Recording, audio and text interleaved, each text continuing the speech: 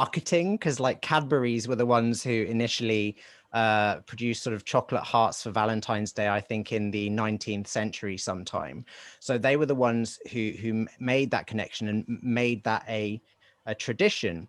But that's obviously a very superficial answer. So I mean, as you know, because the book, it sort of goes into the and focuses on the Mesoamerican history of cacao. So the connection, the sort of the aphrodisiac reputation of cacao is kind of like a European trope mainly. It's like the sort of Renaissance European obsession with exotic aphrodisiacs and whatever. But there are some really interesting sort of historical connections there. So like in Mesoamerica, there were a few little associations that sort of tie in. So it was always associated with fertility.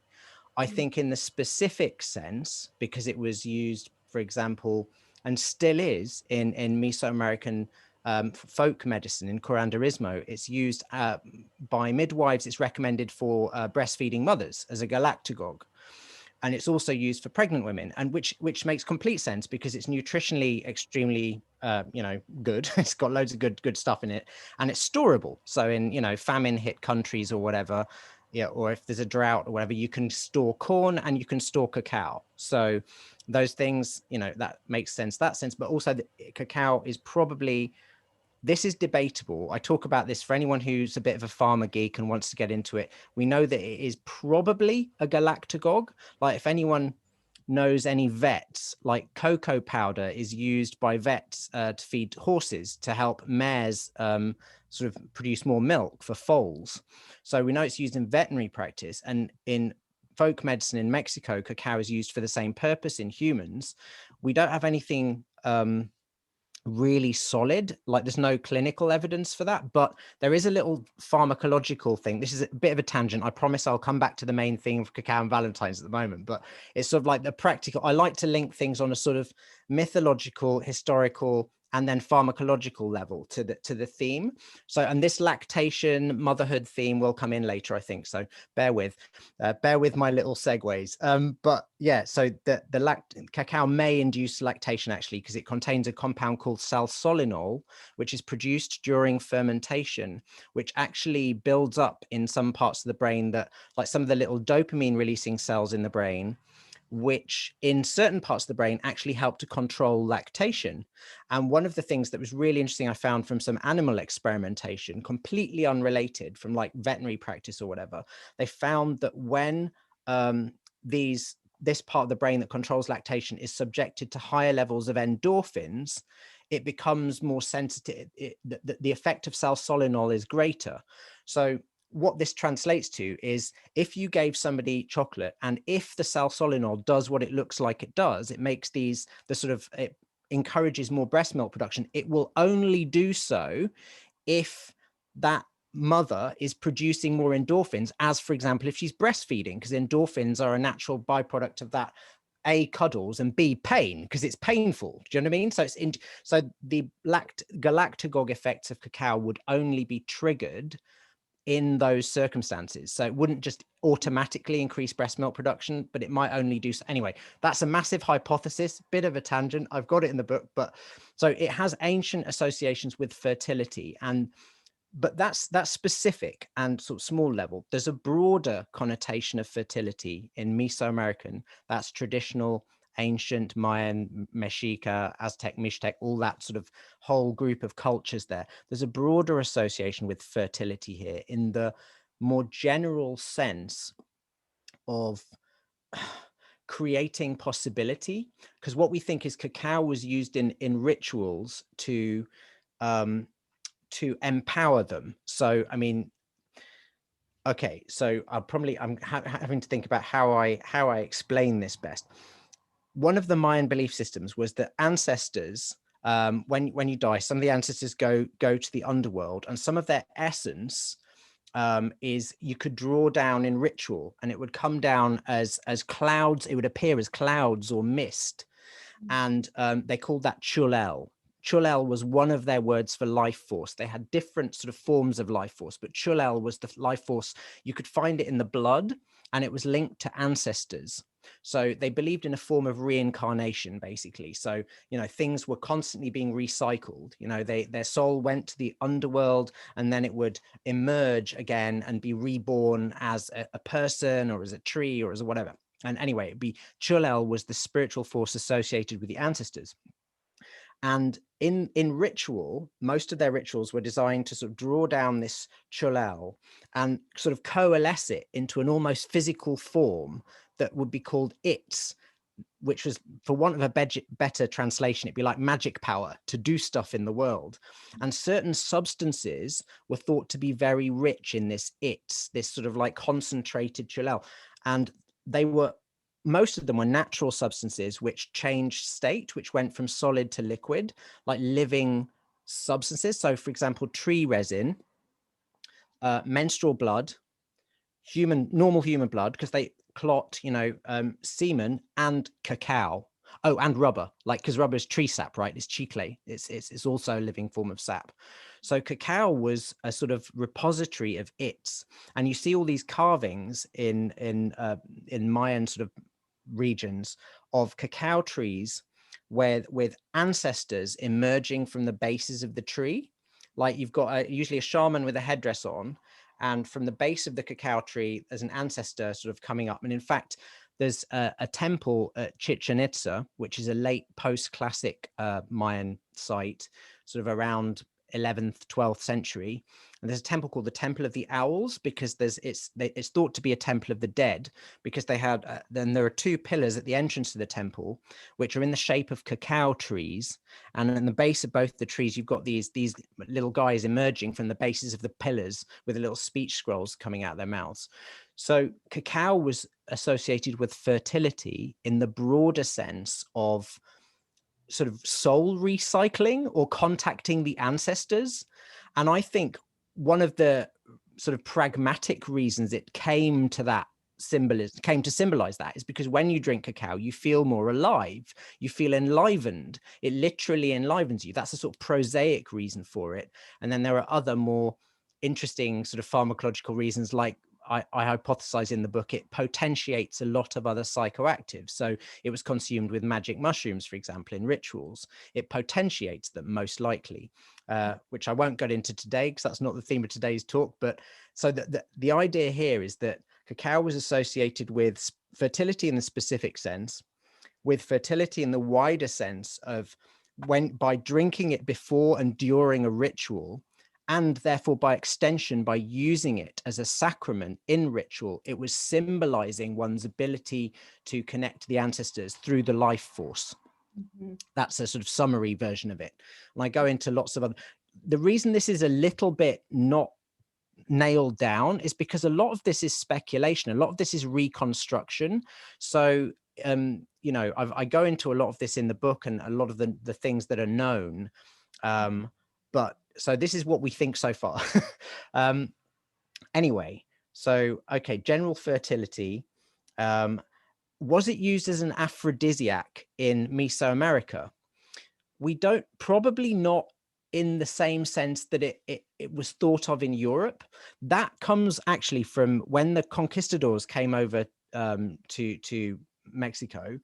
I don't know how many of you know the history, but there was a native lady who the Spanish came to call La Malinche, and she was a native woman who was, I think, given to Cortez as a present by Moctezuma, the emperor, when he was trying to appease the conquistadors. And she sort of turned traitor and advised Cortez on things he could do to sort of help win and you know, take control of the country and whatever. She was the one who told him, and we have written records of this from letters that Cortez wrote to the King of Spain, that she told him that cacao was a notable aphrodisiac. And as a result of her telling him that, because I don't think she was this, I think she was a very intelligent, switched on lady. She knew which buttons to press, essentially. So by telling him that, he then immediately decided that he needed a plantation of it. So there's a letter from Cortez to the King of Spain saying he wanted a cacao plantation because he'd heard it was a great aphrodisiac and yada, yada. And of course, any drug, any new substance that was an aphrodisiac would immediately catch on in the courts of Europe, which it did. but there is an old association with fertility and reproduction and life force and vitality and whatever. So it's not totally spurious. Mm-hmm. There's also a Mesoamerican myth about the mountain, the sort of mountain where cacao comes from. There are a few different origin myths, but one of them is the Mountain of Plenty myth, where all foodstuffs in Mesoamerica came from this giant mountain, and which had to be sort of broken open by the gods, and then the food was distributed to humans. And cacao was one of the foods, one of the first foods, along with corn, that came from that mountain. There are various other origin myths of cacao, some of which are really interesting and sort of go into underworld themes and stuff. But so the reason I'm mentioning that is because, well, I'll hopefully tie back to that, because the mountain myth, I think, is very interesting when we think about the other uses of cacao in Europe, like Easter eggs, the fact that we make chocolate into Easter eggs. Mm-hmm. It seems like to me chocolate has become associated with almost any celebration in Europe, actually, not just Valentine's, Easter, Christmas, any celebration. Its transformation into Easter eggs, to my mind, is the most peculiar. It's the weirdest, right? It gets mixed with cow's milk and it's made into the shape of an egg, but it's also the most astonishingly like the way it fits with the myths in Mesoamerica is so interesting, because they had this myth of the Mountain of Plenty, little hollow mountains which food came from, and one of their myths for cacao was that I need to write this down because I'm gonna get lost otherwise. One of their origin myths for cacao was they had that. I've lost my thread. Sorry, Deya. We're talking about the Mountain of Plenty. Yes, yeah. The Mountain of Plenty. But I was thinking, because that's one of the links to the eggs, but the other link is that cacao was always associated with sort of treasure and riches. It was associated that I'm going to have to find this bit in the book, I'm afraid, because I've lost my place with this, but I'll come back to the Easter eggs, because I know what I'm trying to say, but I've lost my place with it. The point about the Valentine's Day chocolate, though, is that cacao was always a repository of life force, and the aphrodisiac theme only really took off when it was introduced to Europe with that idea sort of on its back already, and then it's just how it got popularized in Europe was one of its sort of concepts was as a remedy for melancholy or depression, but another of its ideas was as it was a reinvigorator. There's a great poem which is translated, I think from the Italian, which talks about it supplying a balsam or sap to the testicles. Like it was always marketed as this sort of aphrodisiac. It was kind of the obsession at the time. And there are other things like the Marquis de Sade was a huge chocophilic, and famously asked for a chocolate cake as black for like you said, something like a chocolate cake as black inside as the devil's ass is black from smoke. That's one of his quotes in a letter that he wrote to his wife when he was imprisoned in the Bastille. So it sort of gained more of a sort of sexy reputation in Europe, which was kind of a fragmented, denatured callback to its wider sort of fertility sort of meaning in Mesoamerica. But interestingly, it does have several sort of effects on sexual function. So the first would be the obvious one, its effects on circulation. Pharmacologically, we know that the polyphenols, the brown stuff in cacao, dilate blood vessels. So that there've been no clinical trials on this as yet, but there have been a few case reports and a few clinical sort of a few doctors writing letters about it, saying that cacao can improve peripheral circulation and might help particularly erectile dysfunction in men. So that's one possibility. But the more interesting possibility is, to my mind, is that some of the pharmacology of cacao could actually interact with the sort of the pharmacology of love, if you like. And this is where you have to get a bit specific.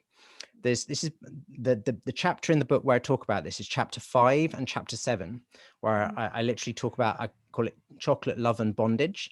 And it's based on the research of Dr. Helen Fisher, who used to be at Rutgers University. I think she works somewhere else now, but and she sort of divided love into 3 categories. I mean, just purely really reductionist, extremely reductionist. So bear with, it's just but it's very, very interesting. She sort of split it into lust, infatuation, and bonding.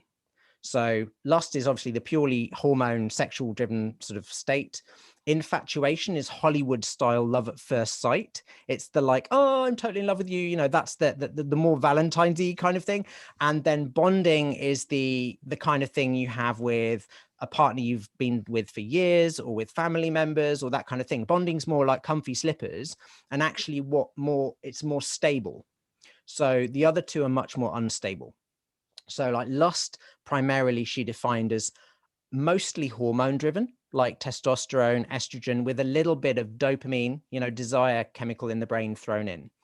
Infatuation is mostly the little brain's pleasure chemicals, like lots of dopamine, little bit of phenethylamine, little bit of serotonin, and some opiates, endorphins. So in infatuation, the combination of sort of opiates and dopamine is really important. And then in bonding, you've got oxytocin, the cuddle hormone, and endorphins as well. So, and it sort of gets a bit complicated, but those are the 3 general categories. And the interesting thing about cacao is it's got compounds in it that can affect 2 out of those 3 quite strongly, at least hypothetically. So in terms of its effect on lust, might have some effects, possibly indirect. We don't think that cacao has any really strong hormonal effects, except for its ability to lower stress steroid or cortisol.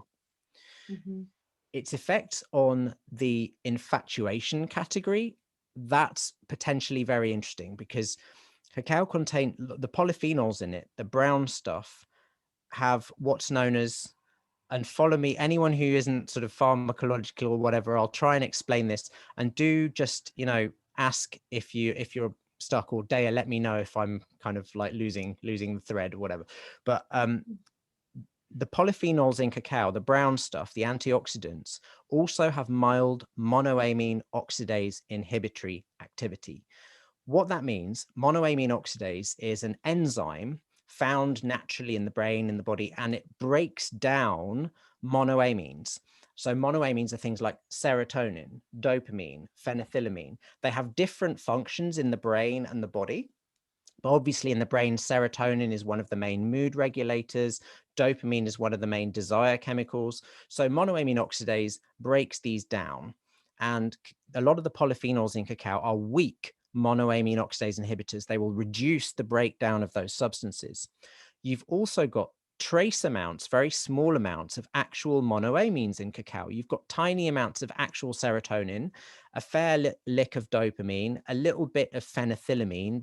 And phenethylamine is a particularly interesting one, because that's been, lots of authors go a bit crazy about that and say, oh, phenethylamine, it's the love chemical. And I'm like, well, it's a bit more complicated than that actually, but it may contribute. But the amounts of those chemicals in cacao are very small. It's more like it's the combination, it's the entourage effect, it's the mixture that's likely to have some sort of effect, because you've got the polyphenols inhibiting monoamine oxidase, you've got tiny amounts of the actual substances themselves, like the serotonin and the dopamine. You've also got a lot of the other trace alkaloids, these other trace nitrogen containing substances, like these alkaloids called tetrahydrobeta-carbolines that are produced during fermentation. They're found at quite low levels, but some of those have very interesting chemistry. They are also monoamine oxidase inhibitors. Just to give you context for that, tetrahydrobeta-carbolines, there are lots of different types, and some of them are found in just ordinary roasted like foods, and some of them are like, for example, in ayahuasca, one of the key ingredients in ayahuasca is a beta carboline. So they can have very variable effects, but there's a whole like raft of those in cacao. And we've also got lots of other compounds that I'll touch on later. But the net effect, the take home is that the net effect of this is likely going to be to increase serotonin and dopamine turnover. And we do have some clinical evidence for that.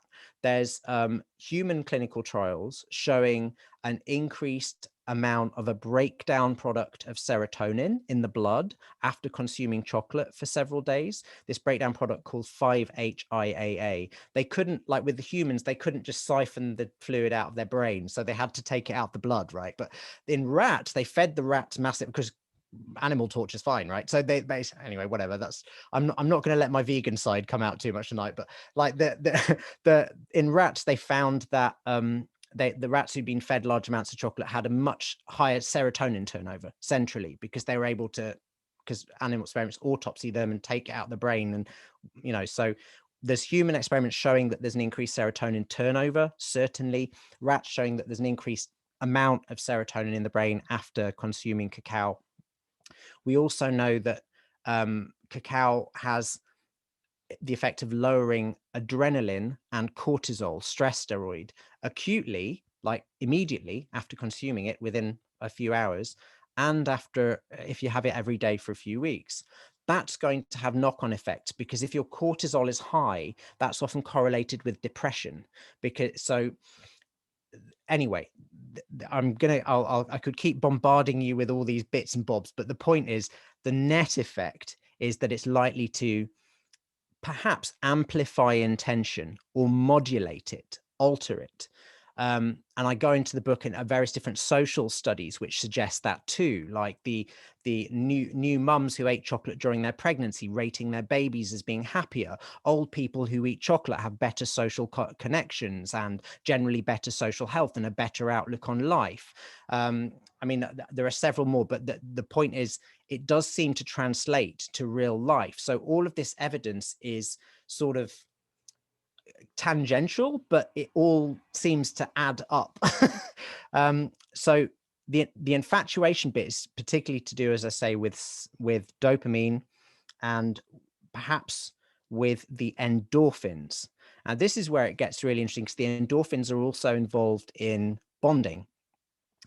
And interestingly, serotonin may also be involved in bonding, because high serotonin, very high serotonin, pushes up oxytocin release, cuddle hormone release, which is something we know from studies of people who take MDMA, ecstasy, because when your brain is flooded with serotonin, their oxytocin levels go woof, which is one of the reasons why MDMA has that empathogenic effect. You know, gotta hug everyone, you know, because it's like the oxytocin levels really high. So it's probable, because cacao affects serotonin turnover, it might also indirectly influence bonding through that mechanism. But we know that the polyphenols, the brown stuff in cacao, massively increases the release of nitric oxide, which is a gas, a naturally occurring gas that is released in the linings of blood vessels as a chemical to signal blood vessels to dilate. That's why cacao improves circulation, one of the reasons. But it's also released in the brain as a chemical messenger, which modifies sensitivity to opiates. And I call it in the book like a molecular sheepdog, because if you've got a lot of opiates in your brain, then release of nitric oxide will reduce the sensitivity of your opiate receptors. But if you have very low levels of opiates, for example, you're a bit uncomfortable and depressed and haven't had much affection in your life, the release of nitric oxide will increase the sensitivity of opiate receptors in your brain. So I find that fascinating, because we use cacao, we self-medicate with chocolate as a society, don't we? And so that association of chocolate with Valentine's Day might, I mean, this is unconfirmed, but I think there's enough tantalizing pharmacological baubles there and social studies and whatever to suggest that it might well do this, might well interact with that literal chemistry of love as defined by Helen Fisher in her really interesting sort of groundbreaking research in sort of breaking down love into those three categories. Right, I'm going to stop wittering now, and I'm going to look up that chocolate egg thing. Okay, thank you, Marcos. That's a lot of beautiful information there. And there's something about the cacao pods. For those of you who have seen cacao and who've seen it in the flesh, so to speak, in real life, when you open a cacao pod that is ripened, it's like covered in this white, delicious, gooey pulp that actually tastes delicious. And to actually eat fresh cacao, I find it is quite sensual and a bit messy. So I think just from like how cacao looks as you open this pod and then all this juiciness comes out, I think is quite sensual. And it's interesting to know that, you know, it was, yeah, perhaps the West and marketing that made cacao this specific, like Africa. But you're right, it had that association with fertility and with sexuality back in Mesoamerica. And you know that there are old effigies and statues of deities with cacao pods sprouting from their body. And there are some with like cacao pod breasts, and there's one with like a cacao pod penis or cacao pod testicles. So it's kind of like, oh, they noticed that similarity, you know, or that there was always an association with fertility. So yeah. Makes and sense. it's also like it keeps on giving, I find, with cacao, like the fact that you can eat the pulp, then you can make a sort of syrup and honey from the pulp, you can make wine, and then the beans, you can eat the beans, you know, after fermenting and toasting or roasting or sun drying. So it seems to give quite a lot, and it has so much nutrition with it. So a couple of things you touch upon, which maybe we digress, but I think it's a little bit important to talk about it a little bit, was about fermenting. From a few times you mentioned that certain things get activated in the fermentation process. Yeah. So this is a very important process. And I find a lot of people in the raw movement, they talk about not fermenting the beans. But I think this is an important process. And it seems to be something that people from Mesoamerica and Latin America were doing way before the Europeans arrived. Yeah, that's a really interesting point, Deya, because, well, okay.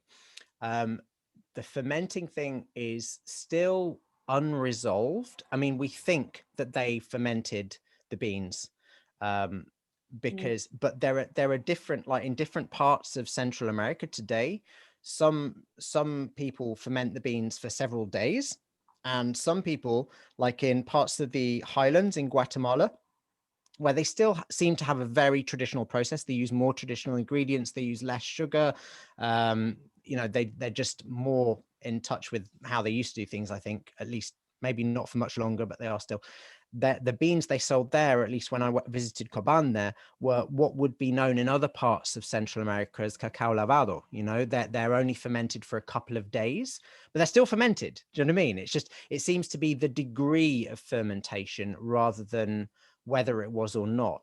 And just looking at the pharmacology, it's that fermentation that produces a lot more of these trace amines and these trace compounds, like these trace alkaloids like tetrahydrobeta-carbolines. It like triples the amount of phenethylamine, serotonin, dopamine, these trace amines, which, you know, if you look at the absolute numbers of these things, particularly when you're going to ingest them, you'd be like, oh, well, they won't do anything. And it's like, my answer would be, they're not going to do anything on their own. With all the other stuff in the bean, I'm not sure.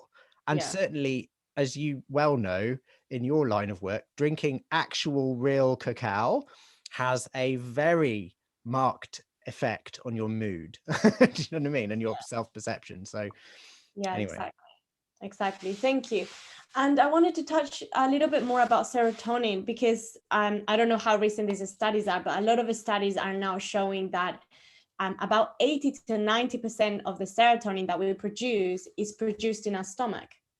And so then it's interesting that we ingest cacao. Yeah, I saw that. Okay, that's an interesting thought. But I think, because you said the body produces it in the stomach, and your cacao helps us to produce it as we digest it. That I think there's two different things here.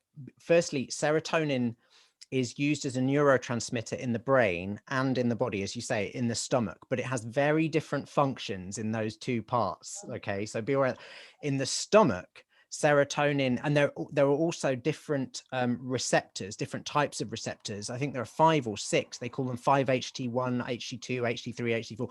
So think of receptors as buttons, and the substance as the thing that pushes those buttons, right? So each of those receptors has a different function, you know, on different cells.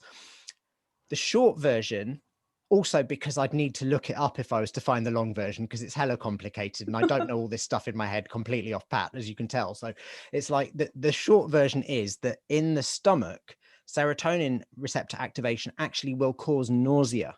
If you have a lot of it, it will make you feel sick if you have too much serotonin receptor activation in the stomach. In the brain, totally different. That's when it makes you feel, you know, a bit spaced out, a bit happy, bit, you know, it can make you feel sleepy. It can make you feel elated, euphoric. Just so it's very similar actually to histamine, because, you know, if you think about histamine in the body, itchy, swelling, high levels, anaphylaxis, you know, allergic shock. In the brain, it keeps you awake, which is why, of course, they sell antihistamines as sedatives, but it depends what receptors. If they activate H2, histamine 2 receptors, I think, I can't remember which one it is, but one of the histamine receptors, it's a sedative because it works in the brain. H1 receptors, it'll block the inflammation thing. So anyway, the thing, to bring this back to cacao, I think your thinking is fair, because if cacao contains a little bit of serotonin, doesn't actually contain that much actual serotonin. It contains a lot of these, an array of these monoamine oxidase inhibitory compounds. And there's a secondary anyway, but the point is, in the stomach, if there was loads of serotonin in cacao, it would probably make you feel quite sick when you drank it. And if there were loads of, so the compounds in cacao that inhibit monoamine oxidase have to do their work in the brain, you know, and they have to cross the blood-brain barrier. What we do know is that from some lab work, they found that I think it was some of the polyphenols in cacao actually worked on white blood cells, some of the cells of the immune system, to inhibit the production of a substance called neopterin. I wonder if I've put it in my index or something. The short version is they increased the level of serotonin in the brain by working on white blood cells, immune cells outside the brain, to inhibit these white blood cells from producing neopterin. I might have got this all garbled, but essentially they worked on the white cells I've put it in the book, and this is an in vitro study. This is in the lab. So we don't know yet whether it does that in the human body, but we do know, as I say, from other human trials, that cacao does seem to change serotonin turnover. So this is a really interesting thing, because it's showing that compounds in cacao interact with cells of the immune system, and its effects on the cells in the immune system actually cause a change in the serotonin in the brain. So all of this to say that sometimes it's much less linear than you'd think. Do you know what I mean? It's like, it's not like ingest serotonin, get a big serotonin rush. It's the actual amount of serotonin in cacao is very small. The amount of phenethylamine is much higher, but even that's really small. Like they worked out that phenethylamine, this chemical that allegedly, if you have loads of it in your brain, you feel really loved up, like infatuated. But if you take pure phenethylamine, you need 1 gram of it, like a teaspoon of the pure chemical, to have any oral activity, because it's broken down so quickly. And the amount in a ceremonial dose of cacao is much less than that. It's about 1,000 times less than that. Interestingly, though, monoamine oxidase inhibitors can increase the amount of phenethylamine in the brain up to 1,000 times. So combine that with the circulatory effects of cacao, where we know from MRI scans of people who've eaten chocolate, within sort of half an hour of eating chocolate, the circulation to the brain is increased. You can actually see it on a scanner. So it's so all of this is a bit like, but so there is definitely a serotonin connection. But I don't think it's like via dumping serotonin in the stomach. It's indirect pathways. Do you know what I mean? Yeah. Yeah, thank you. And you know, I think what I feel with cacao is that, yeah, she works in this holistic way. Like it's not just one thing. And in science, we try to separate components and say this does that and this does that. But which I totally fetishize. I love it because it's really interesting. It's like my geeky side's like, oh, that's really interesting. But also, I don't know, the top of one of the chapters in the book, that's why I put the quote from the Tao Te Ching, you know, you can enumerate the parts of a carriage and still you have not explained what a carriage is. Do you know what I mean? It's like that. It's useful. I mean, particularly if you're building carriages, you need to know like where the wheels go and where the axle goes and how everything fits together. But just by describing its separate parts, you haven't really described the unity. So I mean, what you're doing, Deya, the work that you're doing is on the unity end. And I think all the people who are working with traditional medicine or, you know, more traditional forms of thinking, certainly more magical forms of thinking, which I'm totally into because it's just the missing bit from the materialist metaphysic, I think are working on that more whole thing end, you know, like looking at what is the whole thing. But it's fun to take things apart too, you know. Yeah, I think a mixture of both. It's interesting and it's necessary. So there's two more things I wanted to touch upon before we open for questions. So one of them was anandamide, so-called the bliss molecule. There seems to be debate in the cacao world whether cacao actually has this compound or not. I believe that it does, and that it depends on the strain and the way that it's processed. But what I find interesting is that a plant that a plant would have a neurotransmitter that is present on the human brain. Oh, that happens all the time. Okay.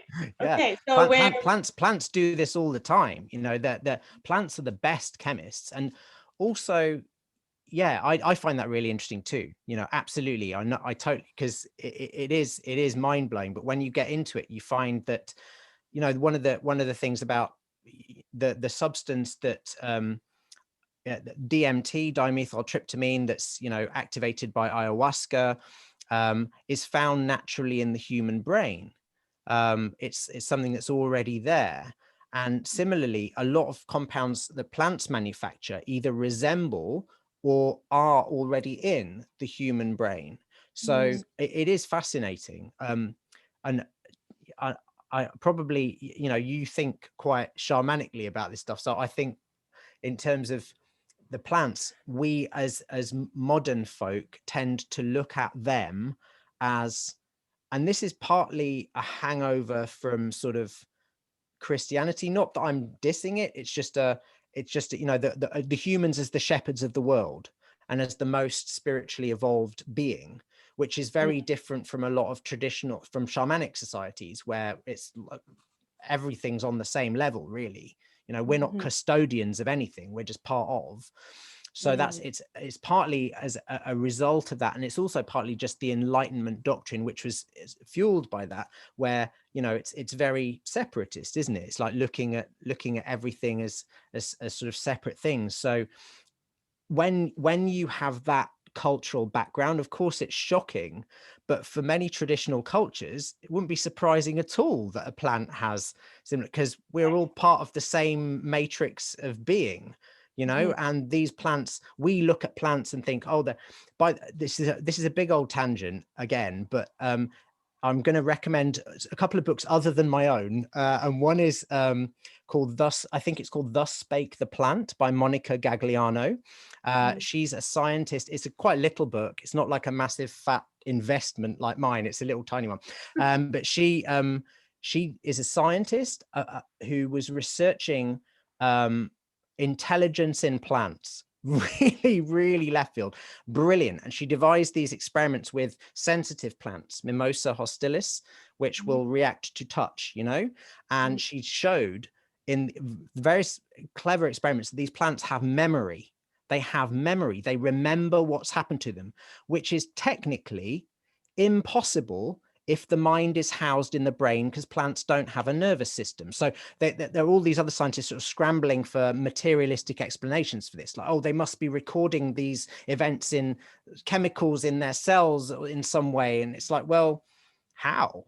So it's you know, the shamanic idea that plants or other animals are sort of governed by spiritual forces or some kind of collective consciousness of some sort becomes less crazy the further down the rabbit hole of experimentation you go, which is why I'm a big fan of pushing for more science. It's like, just go further into it, because eventually you come out the other side and everything goes completely mad, which is brilliant. So anyway, so your question about anandamide, to bring it back to anandamide, is that cacao does contain anandamide, but very small amounts. And the situation is a little bit analogous to the situation with serotonin and phenethylamine, in that the amount of anandamide in it is so tiny, anandamide is broken down very quickly after ingestion in the gut.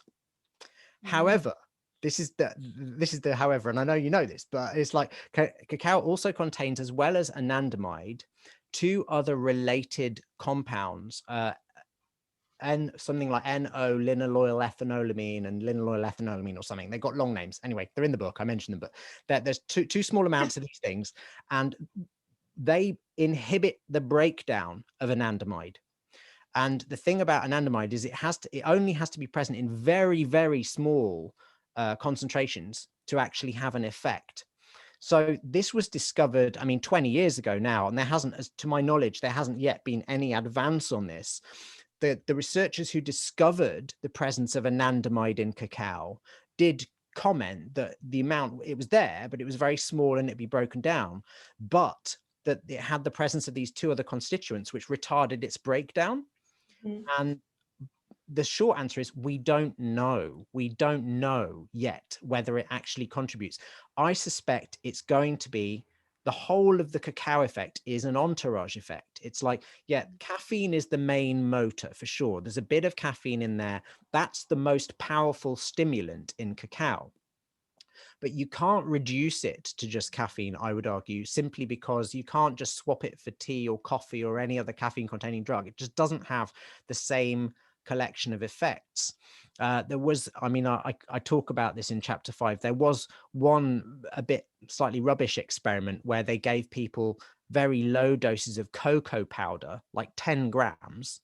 Well, firstly, it's 10 grams, and secondly, it's cocoa powder, which has most of the polyphenols are gone. It's highly processed. It's whatever.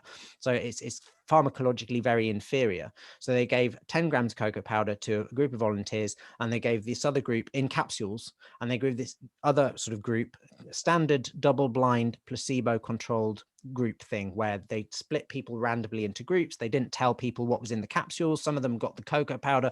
Some of them got capsules with the same amount of caffeine and theobromine in.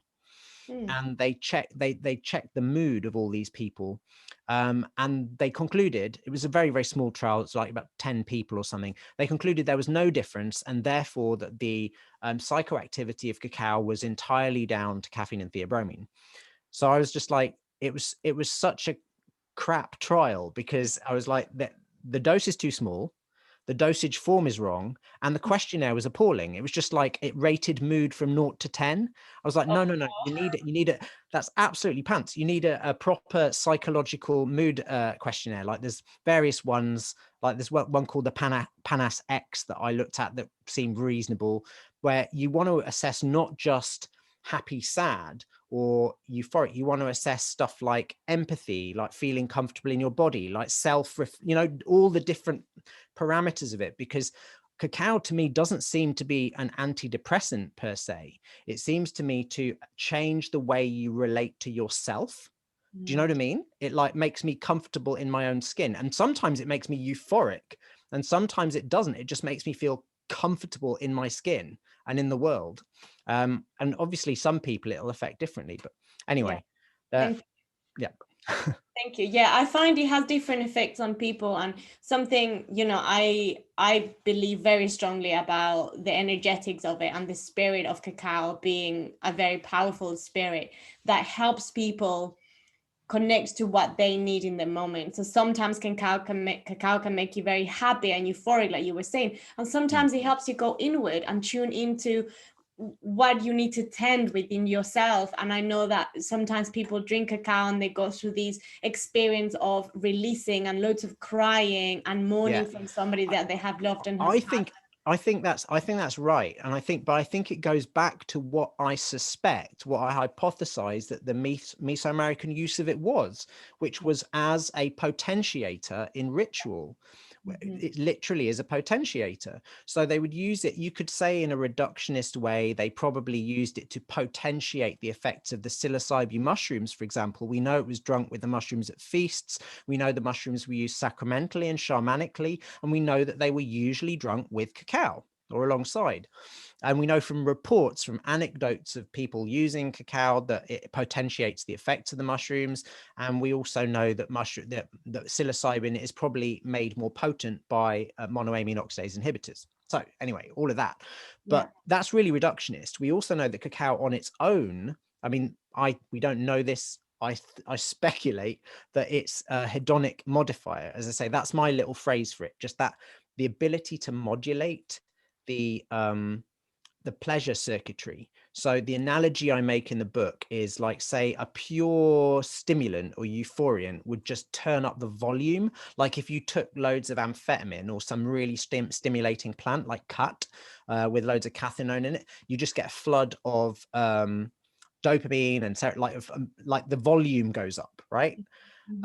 You can also take plants that are more sort of subtly euphoriant, but can work in very similar ways, that work like an amplifier. So there's the difference between just turning up the volume, and then you've got an amplifier that does pretty much the same thing, but via a different mechanism. So that would be stuff like cocaine or substances which just block the reuptake, so you've got one way is turn on the tap. The other way is put in the plug, put the plug in, and you can do both at the same time, in which case the sink overflows.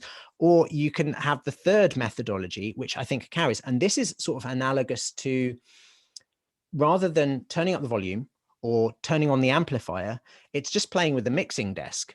You're just playing with the EQ, the levels of things. Like you just turn up the bass or you turn up the sound on this. So it just makes it sharper. So on its own, it's really state dependent, which is what you were saying. Do you know what I mean? It's very state dependent. It will tend to make you put you in a better mood. So there are 2 small human trials, very, very small, that begin to substantiate that. Unfortunately, they're very small and they're coming at the angle of food science rather than what I really want to be looking at, which is what does cacao affect in terms of its effects on the mind and whatever. But they were 2 small feeding trials where one compared the effect of eating, and this is ordinary dark chocolate, not ceremonial cacao. This is just low doses of ordinary dark chocolate. They compared that to, in one trial, I think, eating crackers, and in the other to drinking water and eating an apple. And they found that none of these things automatically improved mood. But compared to the crackers or the apple or the water, chocolate reliably increased mood with intention. Like when the people focused on what they were eating and the pleasure of it, it improved their mood, which it didn't even when the apple or drank the water or whatever mindfully.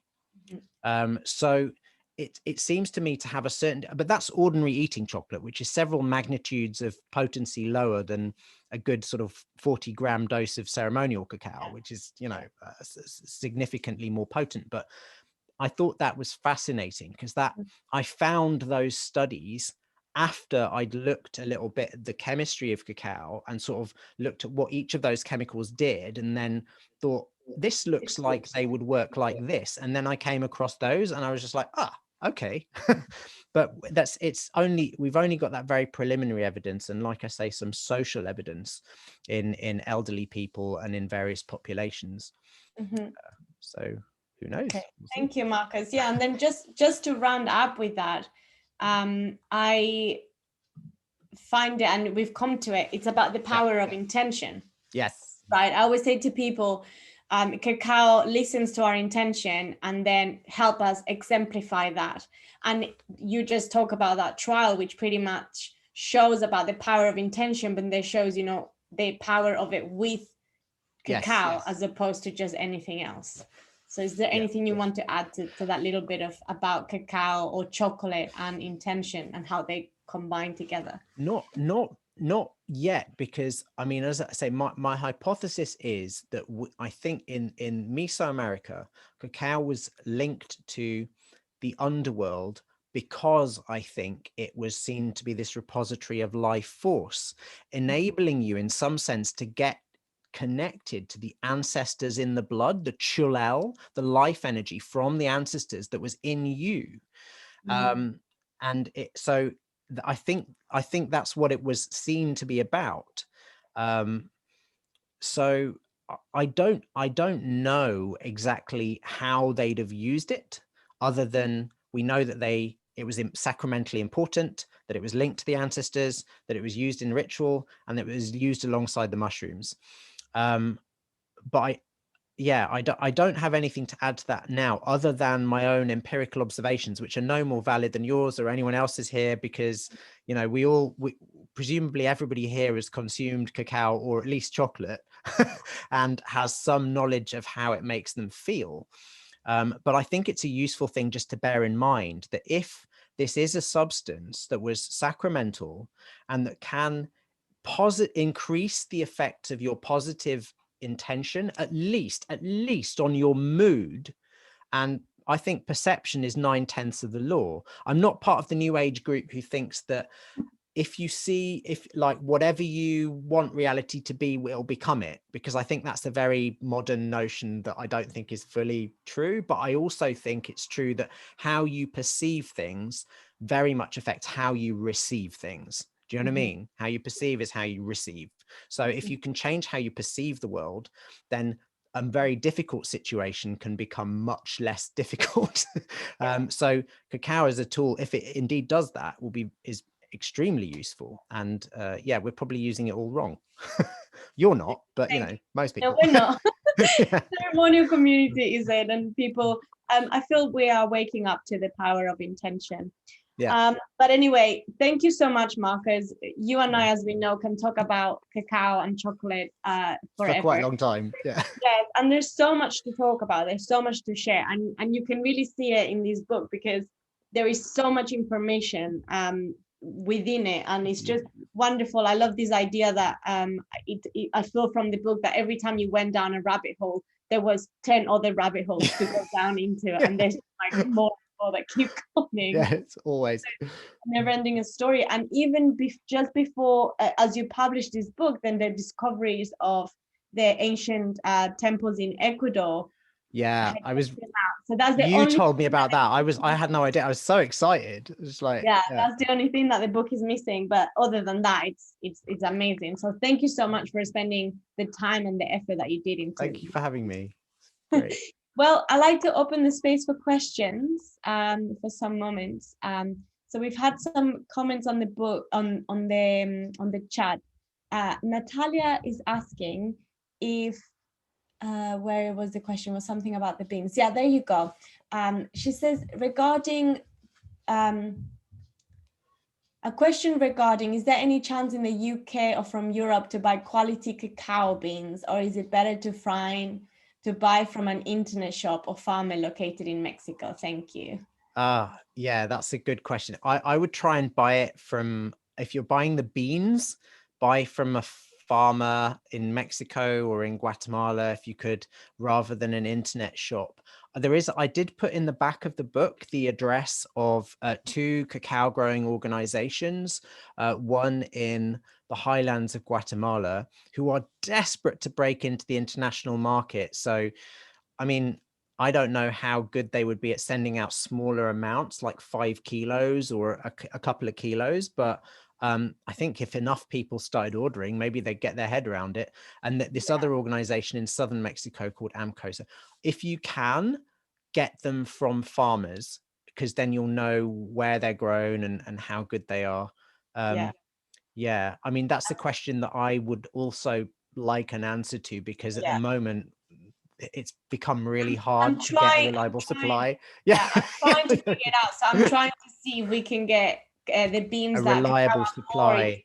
of into the UK, but there's just different laws around beans and how you can import beans, and we want to make sure that the beans don't get irrigated with things on their way in. But yes, watch this space on my website. I hope to have an answer within the next 3 or 6 months, and hopefully I can give you guys a supply of fresh beans that then they've only been fermented and sun-dried, so then it's up to you how you want to toast them or roast them and so forth, because I know people like to do their own experiments with them as well. Which I know is great. I totally advocate. Yeah. Wonderful. So Elise has raised her hand, so darling, if you want to share your question. Yeah, I forgot about that there. I've just learned about this new raising hand thing. I think it's quite cool.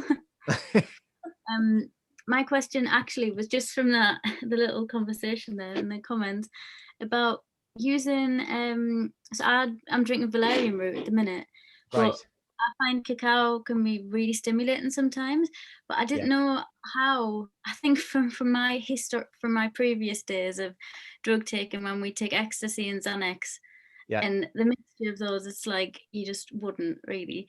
And obviously this is on a different scale, but I do wonder about having like lavender and especially valerian, because it's really strong, having that with cacao. I think that would be fine, at least, to be honest. I don't I do know what you're saying, but don't equate it with you know, Mudma and Xanax. You know what I mean? It's not quite the same thing. Like the valerian and cacao actually surprisingly go quite well together. But I always say, if you're drinking I find I'm very sensitive to stimulants, which is why I love them. I think we tend to be sensitive, you know what I mean? The things that we're sensitive to, like, yes, I love these. So for me, I would tend not to have, if I drink cacao after 2 o'clock in the afternoon, I ain't going to bed till like 1 in the morning. Do you know what I mean? So it's I have to be aware of that too. The cacao valerian combo isn't something I've tried, but it was actually mentioned in, do you remember a few years ago, James Wong, that guy did that series Grow Your Own Drugs on BBC Two, and his second book, I actually contributed about 2 recipes to that book. He got all his recipes from herbalists, but somebody else, not me, gave him a recipe for valerian chocolate, which is in his book. So that's been around for a while. So anyway, valerian and chocolate is fine. And what, for a few patients, as a herbalist, I've prescribed cacao to, I've asked them to make a tea with the other herbs and then use that hot tea to make their cacao. Do you know what I mean? Because cacao is a really good flavor disguiser and it makes it all really delicious. So, you know, there are some herbs I wouldn't put in there, like I wouldn't put wormwood or gentian or something really horribly bitter in there, which would ruin the cacao. But you can combine it with quite a lot of things, actually, as long as it's, as long as the flavors are combinable and you're aiming at something. So something like valerian is quite relaxing and warming, I think. And cacao is also will relax the blood vessels and also lowers adrenaline and cortisol. So even though cacao is a central nervous system stimulant, it will actually help the valerian will calm the mind down a bit, and it will probably augment that physical relaxation effect that cacao has. So I think just experiment and try and see how you go, but don't drink it after 2 o'clock in the afternoon, because even though you'll probably feel relaxed, but you won't sleep. Do you know what I mean? Mine's like 3 o'clock, I think. All right, okay, you've got a slightly later curfew than I have, so that's all right. But it makes me want it more by the late afternoon, because I know that what'll happen. Then I'm like, oh, I want it more now. yeah, I know exactly what you mean, but it's just knowing what you're like, you know. It's just like knowing, you know, there's always a trade-off. So thank you. No worries. Elise, Veronica is gonna ask a question next, but I just wanted to add to that. I know, at least you started with me, so I you know this, but I'm a very strong believer that if you cannot sleep after drinking cacao, it's because cacao has a message for you that get channeled.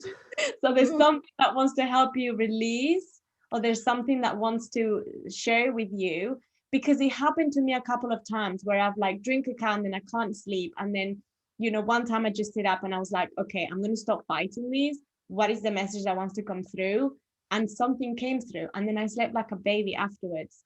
And the power of intention, like her spirit, so powerful. And maybe for some of you this is a bit too woo-woo or out there, but if you really want to go to sleep, just ask her, Mama Cacao, please help me sleep, and send me your messages in dream world. And I think that's fair. I think that's probably true. I know I think that's probably true, but I also think that some people are definitely more sensitive to stimulants. Like my brain doesn't shut up anyway, like it's constantly so if I have anything slightly stimulating, it will tend to keep me awake. Even cacao, but what I do notice is if I've had cacao earlier in the day, I sleep much better. I have a better quality of sleep, and I think that's because it's drained out some of my cortisol and adrenaline and whatever. But you're probably you know what, Deya, you're probably right as well. Do you know what I mean? If I was able to like rather than just drinking loads of herbal sedatives at night and shutting my brain up, I should probably just do that work. Maybe more meditation and breath work. But also there are studies out there that say that theobromine helps with sleep. Like it helps the quality of sleep. So it's a stimulant, but the quality of sleep is better from it. Okay, I haven't seen that, so I have to look for that. Theobromine. I'll see if I can find it. Yeah, and send it. Okay, Veronica, you have a question, darling. You have to unmute yourself. There we go. Hello. Good. Hello. I'm here in Ecuador. Hello. I'm so happy to be here, and I'm so. Please, Deya, help me if my English is not working well, please. Vale, si quieres te traduzco o dilo en inglés. No. I'm going to try to do it in English, but I need the hand. And Marcos, I just want to say thank you very much. Really, I'm connecting a lot of things along of my life, and being here, living in this cacao country, learning and seeing a lot of things of cacao we just do because it's our culture, and have this scientific explanation about these practices is so beautiful, and I feel now is so important in this time specific, because now we need to have more tools to go through all these cows. Thank you. It's yes. Thank you very much. Yes, thank you you. That's so lovely to hear. That's amazing. Thank you. Yes. Yeah, thank you. You're here in Ecuador in some way. I'll be visiting at some point if I can. Your English, by the way, tu inglés es perfecto. Está muy bien. Thank you very much. Mucho más mejor que mi español. Wonderful. And I have 4 kids. Yep. And along being pregnant and nursing and delivering babies along these 9 years, I've been having a strong connection with cacao. And learning through this relation. And now you are saying all these things. And well, my husband and me, we practice natural medicine with our plants and shamanism and well, another things. And sometimes drinking cacao when you are pregnant and when you are just delivery the baby, sometimes is not so recommended in some parts. But for example, my last baby, my midwife told me it could be nice to drink cacao just to the week 25. Okay. After this time, it will be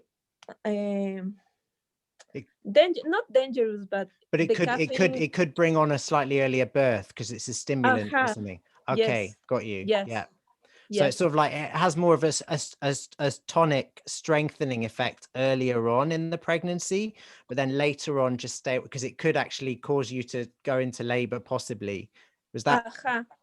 Yes, yes. Yeah, we were finding that your pressure was going up quite a lot, wasn't it, Veronica? Yes, yes, yes. Ah. And my question is, have you heard about this? And do you know? I haven't heard. That's really interesting, Veronica. Thank you. I hadn't heard about that, but there is interestingly some. There is a couple of scientific studies which I think I quote in the book. I think I do about oh, what's it called? The high blood pressure in pregnancy. It's got a specific name that's just flown out of my head. It's a name in English anyway, but it's that high blood pressure that can happen in pregnancy, that can endanger the life of the mother and the baby, and cacao actually reducing the risk of it. So that's really interesting. Did your midwife advise you to drink cacao for the first 25 weeks? Okay. Yeah, for the first 25. But then she said to stop cacao from the 25th week because Veronica was drinking cacao after this, and her pulse was going quite fast. So was the pulse going fast with the cacao or when you stopped? Sorry. Thanks, dear. No, the pressure, the blood pressure. Yeah, so the pressure, did the pressure start to rise when you stopped drinking cacao or while you were still drinking it? While. Ah, that's interesting, because the research that I've read shows that but then the thing that the limitations with this research is it's usually performed with ordinary doses of drinking chocolate, not proper, or ordinary doses of eating chocolate, not proper drinking chocolate. And it's also performed over like larger numbers of women. I wish I could remember the name of this condition. It's dangerously high blood pressure during pregnancy. And they found that women who consumed more cacao had a lower risk of it. So it's interesting that for you, the cacao is actually raising your blood pressure. So when you stopped drinking the cacao, did your blood pressure fall? Yeah, but in some way, but it was more emotional. Because of this, I had to go to the city for the first time through the pandemic to the doctor and things like that, and it was something like that. So there are all sorts of other things going on, right? Yeah. Okay, thank you, Veronica. They've just told me thank you in the chat, guys. My brain is just fried tonight. It's preeclampsia. That's the name of it in English, but anyway, thank you, guys. So I don't know why. Do you have any ideas as to why it affected you like that? Because you've obviously got quite a special relationship with cacao. Okay, please, can you repeat me? Disculpe. ¿Sabes por qué cacao afectarte en esta manera durante I love that we go. Can you please translate that? Okay, the midwife told me it was oxytocogenic, right? Something like that. Interesting, isn't that interesting? That's really so. Yeah, because that's brilliant. That's really interesting, Veronica. Thank you. So because we know oxytocin rises usually just before you give birth, because as well as being the cuddle hormone, that in our brains, high oxytocin helps us feel bonded to other people. So there's usually high levels of oxytocin in the brains of new mums, like if you're breastfeeding and when you've just had a baby. Also in the body, in the womb, oxytocin induces contractions and drives up blood pressure in preparation for the physical act of giving birth. So that's really interesting that for you, the cacao was driving up your blood pressure and the midwife thought it was an oxytocin related thing. It was oxytocogenic. It was maybe pushing up the oxytocin, because that fits with, we don't know if this is correct yet, Veronica, but we know that cacao raises serotonin a bit in the brain, and that may also push up oxytocin, possibly in the brain, possibly in the body. So that's really interesting. Because as I say, the studies in Europe have studied smaller amounts of cacao, like eating chocolate during pregnancy, and found that I think women who ate chocolate during, I think, the earlier parts of their pregnancy had a lower risk of preeclampsia. Yeah. So I think it just depends on the time, like up to 25 weeks. Yes, yeah, exactly. It must do. I'm thinking when you give him birth. It's fascinating. Thank you. Really, muchas gracias por esta información, Veronica. Es muy interesante. Gracias. Really interesting. Oh, Veronica, you're muted now, love. You want to unmute yourself? Sorry. Okay. I was studying with Deya, and I was having a lot of cacao. It was like having a cup of it's the proper doses. Proper doses. Yes. It was like so having a lot of that cacao. makes sense, because you most beautiful is the day I was giving birth. My midwife gave me a liter of real cacao blend, and I drink it like maybe 2 cups, and in the next maybe 2 or 3 hours my baby was born. Exactly. Yes. Well, that's fascinating, because that would fully make sense, and that's really interesting.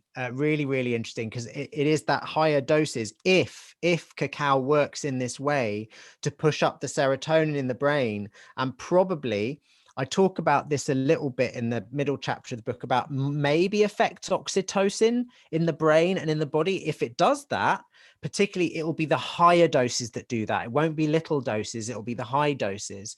And what you've just said is one little piece of evidence that might be the truth. So thank you. That's really interesting. I've heard it from a number of women, like quite a considerably amount, like at least 10 or 15 women. About it driving up the blood pressure later in pregnancy. Yeah. That's fascinating, isn't it?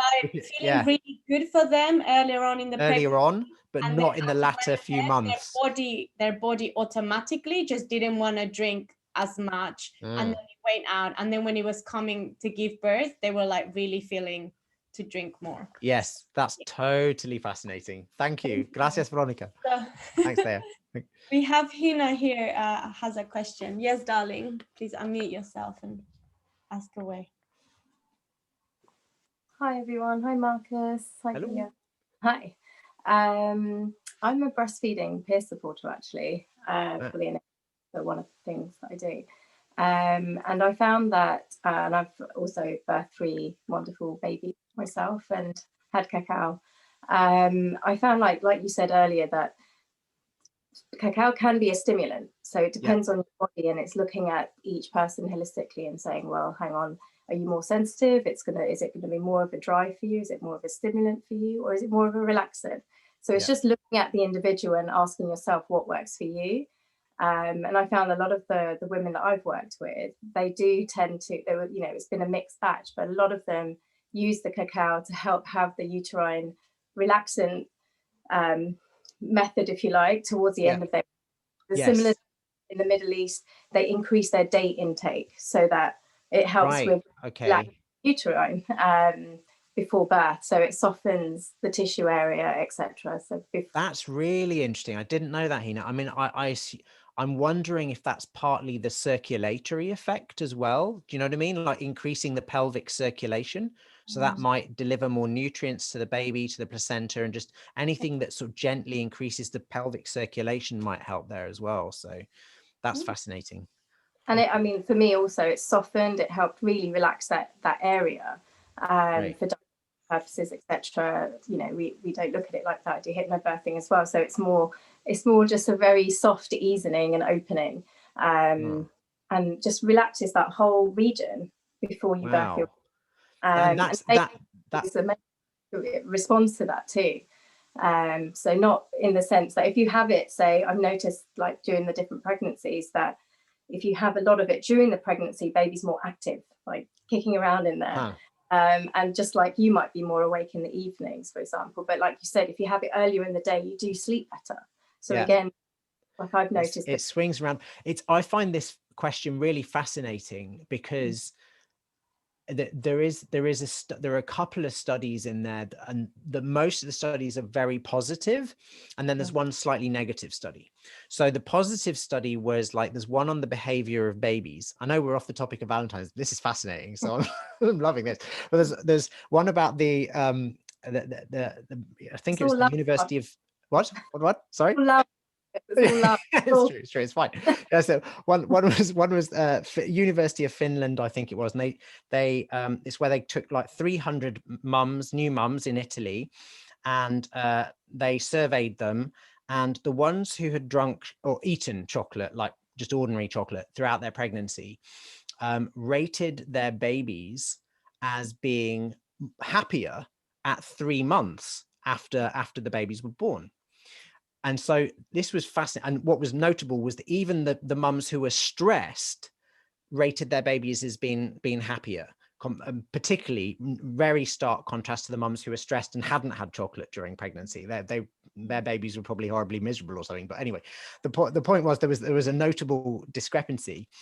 And I thought, well, there's several conclusions you come to that. You can't really come to any conclusion, but it's just a fascinating piece of information, because it's like, is this the mums were all, because they're chocoholics, were they already the kind of people who would rate their babies more highly because they were the kind of people who like chocolate? Or was it that the chocolate had affected the actual personalities of their babies?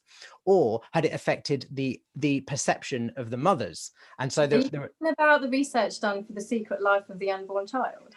Because might be a famous book that was written back in, like, I think late 80s. Oh, okay. It might be. I can't remember that. I've got the reference. It was actually University of Helsinki sponsored study. I don't know. The highly referenced book, but that also goes into the detail of what the mother might be experiencing, be it herself or in her external environment, how that affects the baby. Affects the personality. Affects personality and how that baby perceives everything. It's totally, this is a whole, it's a fascinating area. That was one positive study. The other positive study was a health rated study, which found that mums who drank or ate chocolate rather when they were pregnant and breastfeeding their babies had a lower likelihood of asthma. So that was the other positive one. And that again makes sense from the pharmacology of chocolate. And what's interesting is it's so much easier for science-minded people to accept that chocolate might, that could be a physical effect. But if you start talking about personality, it's like, oh no, it's actually, well, they're kind of, if it can affect one, then why not the other? And then the slightly, the negative one was, this was a population study done, I think, in the Caribbean, over from like the 80s, 90s, 70s, 80s, and 90s, and it found that there was a very, very, very tiny increase in the incidence of testicular cancer in men whose mothers had drunk or eaten, I got to stop saying drunk because I'm always thinking of proper cacao, but they were just eating ordinary chocolate during the pregnancy. But it was a very, very tiny, like incremental increase. So it's like, it could even be an artifact. It's an epidemiological study. But that's fascinating because all of these things can be linked back to the pharmacology of the plant. The mood adjusting thing, well, I've talked about a lot of those chemicals today. We've got the asthma, there's there's what compounds, there's the polyphenols have some anti-asthmatic activity. There's a very specific compound, there's the theobromine and theophylline are slightly anti-asthmatic. And there's another compound that has, I'm going to have to look it up, but anyway, I'm just going to have to look it up. But it's another compound in the polyphenols, which is somewhat anti-asthmatic as well. This is fascinating because literally we could have a webinar about chocolate and pregnancy, chocolate and like each thing, there is so much, and I know it's not so good to say that something is good for everything, because that's exactly. It comes down to that. Nothing is a panacea.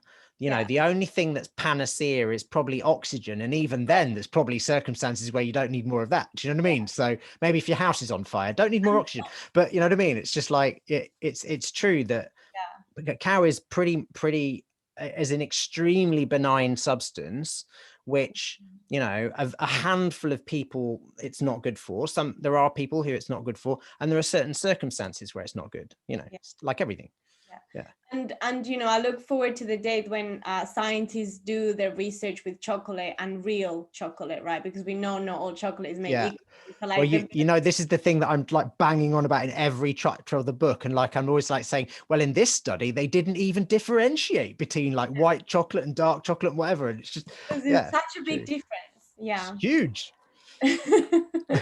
Anyway, I'm conscious of the time, but I want to give option to anyone else. If you have any other questions, you can just raise your I can hand. see a naughty question there. Is it safe to mix cacao with LSD? Should I answer that? Seems a bit naughty. I mean, from my point of view, if you're talking, let's taking the legal ramifications out of it.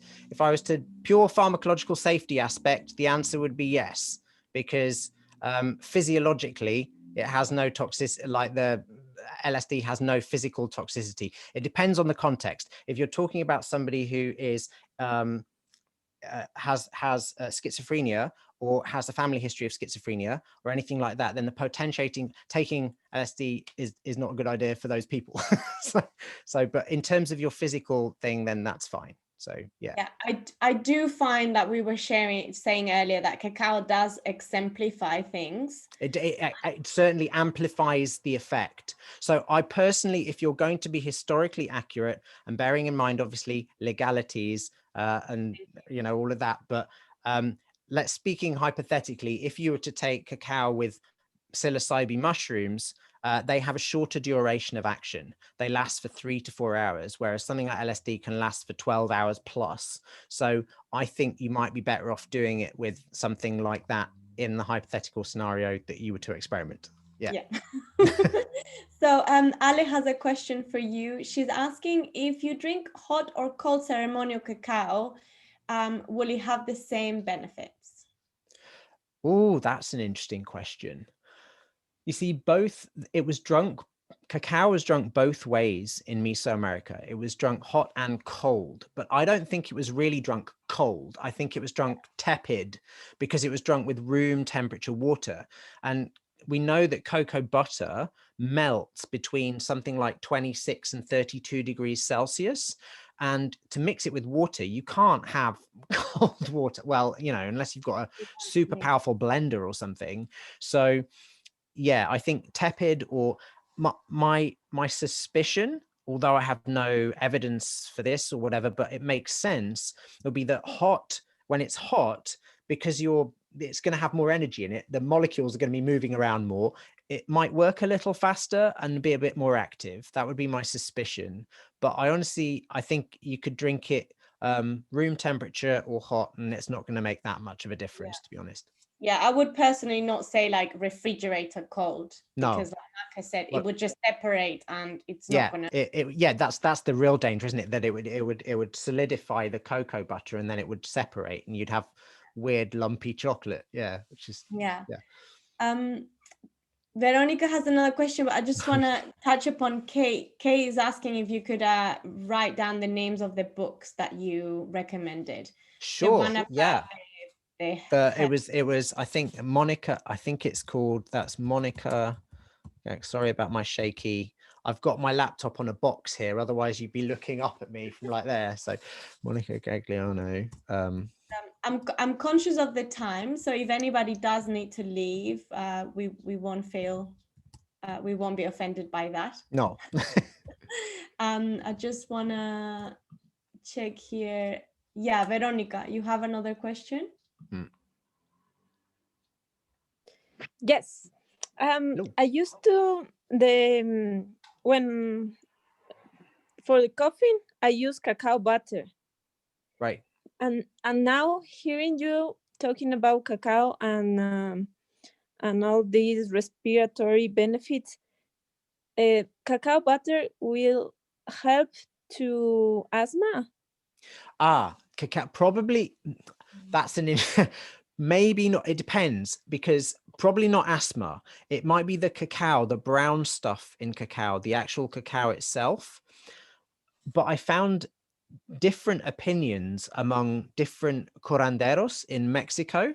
like there was one guy I spoke to, Mario Yuan, who is a teacher in this Uyitkan school in Yucatan, and he said, don't use cacao for respiratory conditions. It's too cooling and it will stop people from being able to spit out the phlegm. Whereas 2 other curanderos I spoke to said cacao is really good for asthma. I think what the conclusion that I came to is just based on the pharmacology, the chemicals in cacao. It does have some anti-asthmatic activity. We know that theobromine suppresses the cough reflex. That this other chemical that I'm really bad at doing 2 things at the same time, so I still haven't looked up the name of this thing. Sorry, Deya. Help you find it. Oh, thanks. It's in the polyphenols section of the table at the back. Do you know what? I found it. It's good. I'm good, Deya. I think just you saying you'd help me has helped me. Yeah. No, just it's called clovamide. It's one of the phenylpropanol amino acids, but clovamide, some of the other polyphenols, the theobromine, they're all anti-asthmatic. So to go back to your question, Veronica, the whole cacao, the brown stuff, would be slightly anti-asthmatic.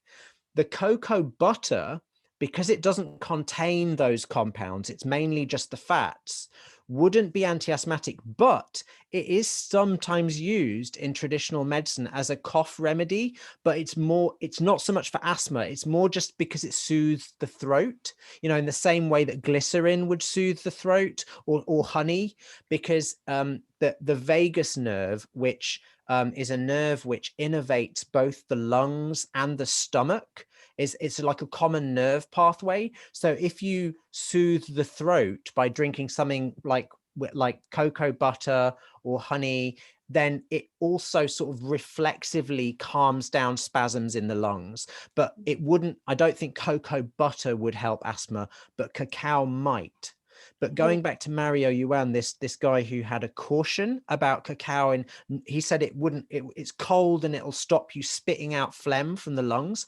I think if you have hot asthma, like you have chronic wheezing, then having the cacao will actually help calm it down. But if you have a lot of phlegm in your lungs, the fact that theobromine stops you coughing as much, it could actually stop you clearing the lungs. So it depends. If you just have very sensitive, wheezy lungs, then the cacao can actually really help. Does that make sense? Yeah. Okay, good. Gracias. Yeah. And also what I would like to point out is that not all cacao butter is made equally as well. Some cacao butter, it uses a lot of heat, and they inject the beans with some chemical to make it easier to extract the butter. So what you want to have is a good quality natural. Yeah, that it's been cold pressed.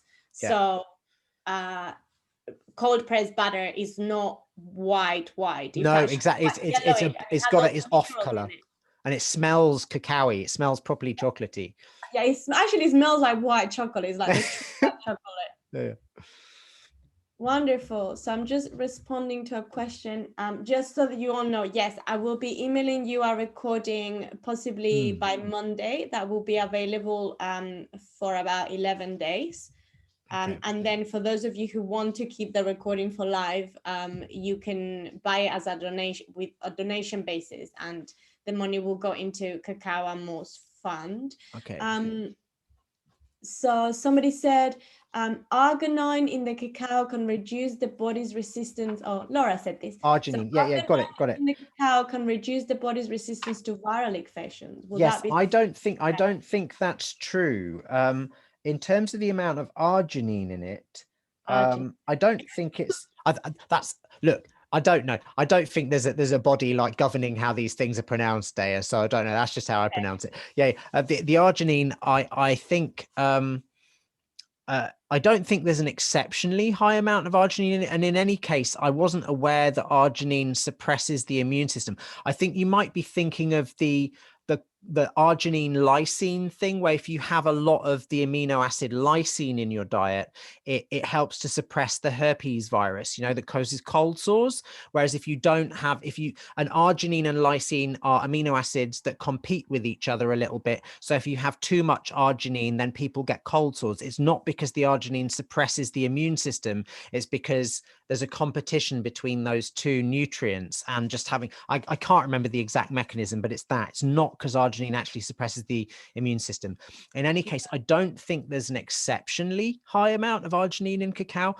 In terms of cacao and the immune system, there's some in vitro laboratory evidence to suggest that cacao might stimulate specific immunity. That's the immune response to viruses, but that's in the lab. I don't think it has a particularly powerful effect on immunity in general. The only interesting exception to that is it seems to reduce, and this is fascinating, it reduces food sensitivities, probably because it reduces the production of this protein called secretory IgA, this defensive immune protein in the gut. And if you produce too much secretory IgA in the gut, it's that which can cause sensitivities to food. So, and cacao has two positive effects on the gut. And again, one that might be negative, you know, so it's like that. So the two positives are it reduces the production of secretory IgA, which can contribute to food sensitivities. And it also really helps the microbiome. They've done a couple of bits of research in humans showing that consumption of cacao over a few weeks, or just ordinary chocolate, again, dark chocolate in the diet, improved the growth of friendly bacteria, lactobacilli and bifidobacteria, and reduced the amount of proteobacteria in the gut, which is fantastic.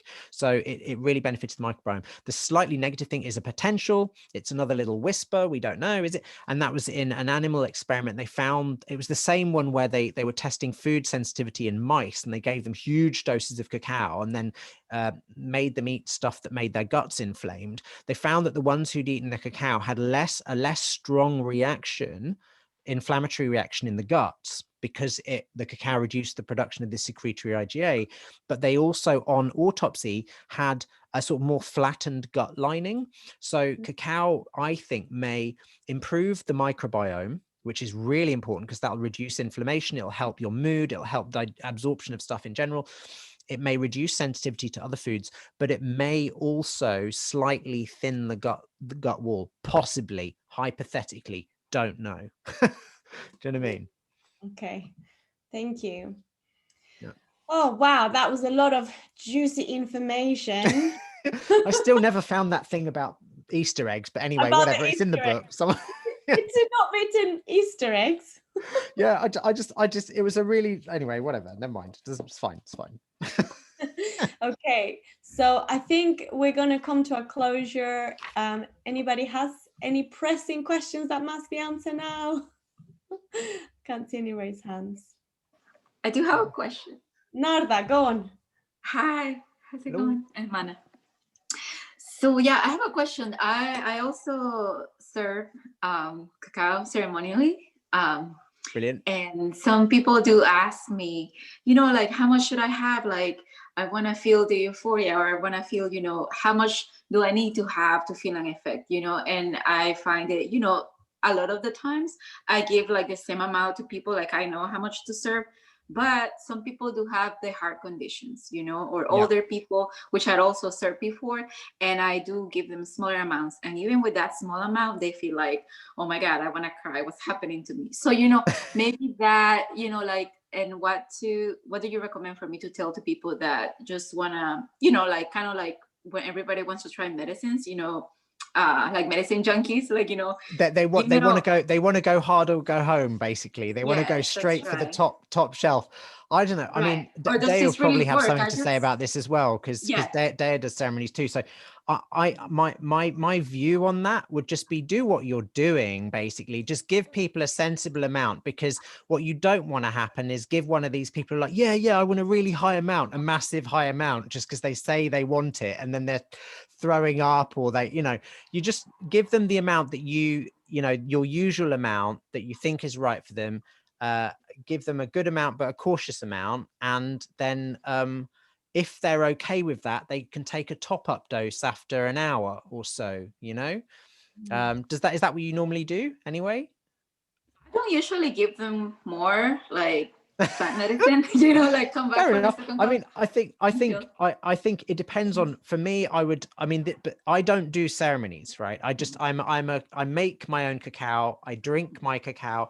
I give it to people. I've given it to homeless people. I've given it to people in markets. I've got, I've dosed lots of people with it, but I don't do ceremonies myself. So my own view in it would just be like, I'd be a little bit cautious, but if somebody was a big guy and they drank loads of coffee and they had really low caffeine sensitivity, I'd probably give them a big dose, but if somebody was really little, like had a little body and they'd not eaten anything, I'd give them a smaller dose, and I'm sure you do that anyway. Deya, what do you think about this? Because Deya is also the person to ask about this, because you run ceremonies. Yeah, so I usually make 44 grams per person for the cacao. And I tend to recommend that people don't drink more than this, just because I found sometimes when people drink like 50 grams or more, they tend to have a headache and other things. Like, I encourage people to connect with the subtleties of it. So if you drink 44 grams and you're not feeling it, then perhaps it's time to go inward and do some breath work. Let's use other tools to help that amplify. And then the water part is really important. Also, if people have had loads of food before, then it's going to take a while for the cacao to be digested and be assimilated in the body. And like we were discussing with Marcos on another conversation we had, is like that sometimes it can take up to 2 hours for people to fully feel the effect. So that's also something to consider. Yeah. Beautiful. It sounds, Nada, like you're doing the right things. So, just trust your intuition as well. Intuition always. Yes. Thank you so much. Thank you. Good. Thank you. Thanks. Okay, beautiful beings. Thank you so much for being here. You are all so very welcome. I'm getting like lots of messages of thank you, thank you. Thanks, everybody. Thank you. Thank you. And yeah, if you have any questions that come up to you afterwards, just like email me, and I can always email Marcos and be like, hey, somebody's asking this. I will be sending you the recording possibly by Monday and reminding you of the discount code and the link of where you can get the book.